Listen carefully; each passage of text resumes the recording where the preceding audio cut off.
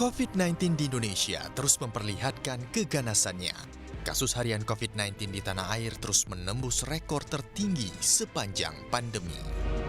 Tercatat pada hari Kamis 24 Juni 2021 tembus di level 20.574 kasus COVID-19 dalam 24 jam terakhir.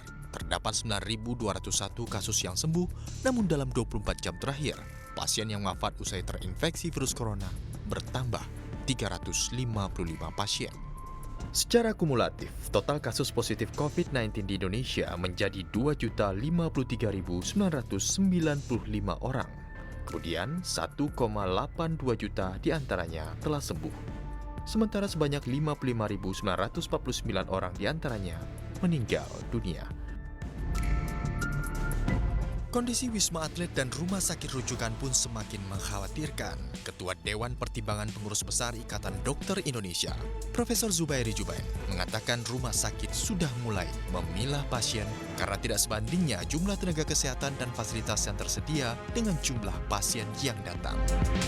Epidemiolog Griffith University Australia, Diki Budiman, bahkan memprediksi akan terjadi 2 kali gelombang COVID-19 dalam waktu berdekatan di Indonesia.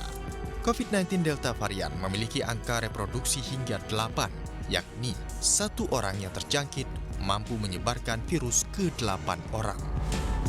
Delta varian ini kehadirannya akan memicu adanya potensi puncak kedua yang bisa berdekatan atau bahkan bersamaan. Nah, ini yang tentu sangat serius ya, karena Delta varian ini yang kita prediksi mulai muncul di pertengahan Juli sampai akhir Juli itu memiliki angka reproduksi sampai 8. Kita tahu angka reproduksi virus yang pertama ditemukan di Wuhan itu sekitar 2 atau 3.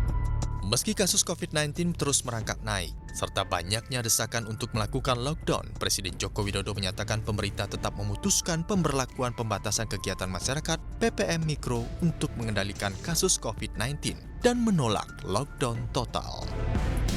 Jokowi juga menegur kepala daerah yang belum menerapkan PPKM Mikro secara ketat dan menyeluruh.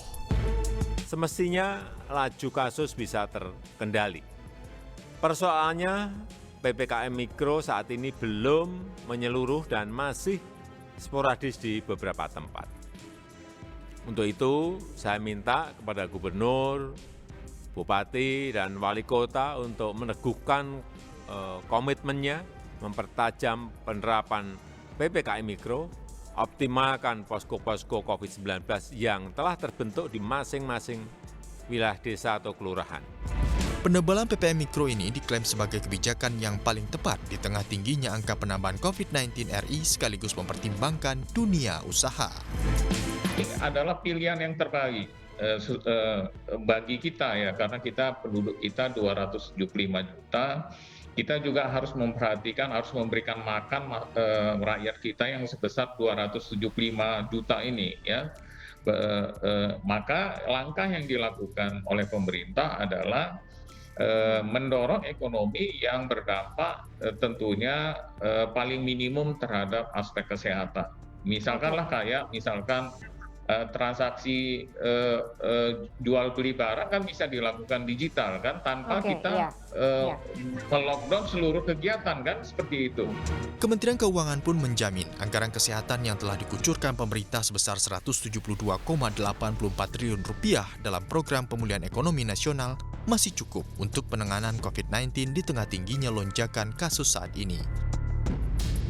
Namun tetap saja, pemberlakuan PPM Mikro yang dipertebal akan mempersulit dunia usaha yang tengah bangkit imbas pandemi COVID-19. Aktivitas ekonomi dan bisnis pun semakin terpuruk dan memperpanjang ketidakpastian. Kita ketahui sebenarnya kondisi ini baru bangkit ya Mas.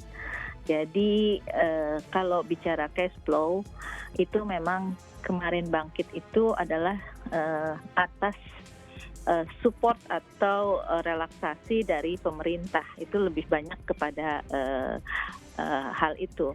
Nah sekarang kalau harus ditutup demikian, saya mengkhawatirkan cash flow yang mereka baru mulai ini yang mereka tidak bisa lagi menyusun cash flow dengan baik gitu Mas.